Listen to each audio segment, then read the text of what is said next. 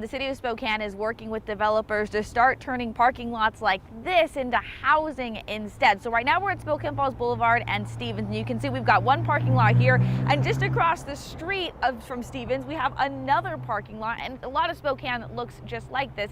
Parking lots everywhere, but the city now is of course working with those developers, and I talked with one of them who's actually turning a lot like this into an apartment complex. Downtown Spokane is the epitome of a concrete jungle, but not just because of all the buildings, also because of the lack of them.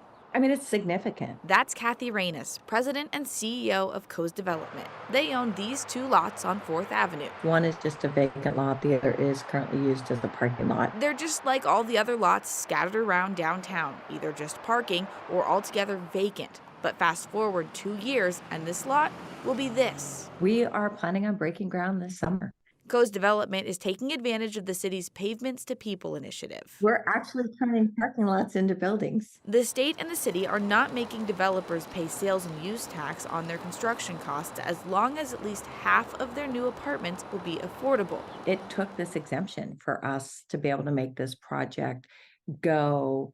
And by go, I mean make it go and keep the rents affordable as well. By affordable, they mean what the average person making 70 to 80% of Spokane's median income can afford. By last year's calculations, for a studio, that rent would be just under $1,200 a month. And they'll have to keep that level of affordability for the next 10 years. A lot of developers build for the over, 110%. A lot of wonderful groups are very focused on low income. Leaving a hole for people making just under median income. It's a hole in the market Councilmember Zach Zapone calls the missing middle. It's more workforce housing, not just like low income housing. Zapone says building housing in this range will ultimately also open up more low income housing. And he says it will make downtown more walkable. It reduces our reliance on cars, increases the use of transportation, and it makes downtown safer.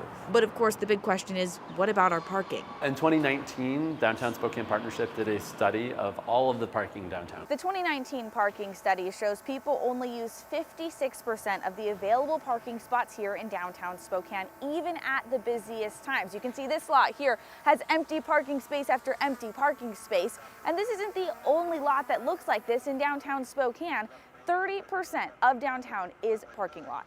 But that same study says drivers can only get to half of the open parking at any given time because of how fragmented the whole parking system is. This type of program doesn't mean that there is no new development of parking. We're just saying, like, a surface lot is not the best use of that parking. Let's make it a garage so then you can have 10 surface lots are now one. And Reines says they're planning on including parking in their new development. We're able to do that while building 210 units over the top of the existing parking. 200 units that will chip away at the just 1% vacancy rate Spokane's been stuck at for years.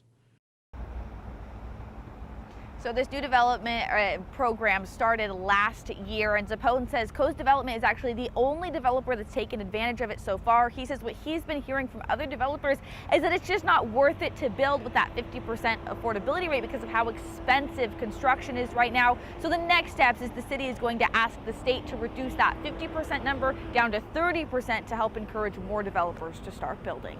In Spokane, Nicole Hernandez, KREM 2 News.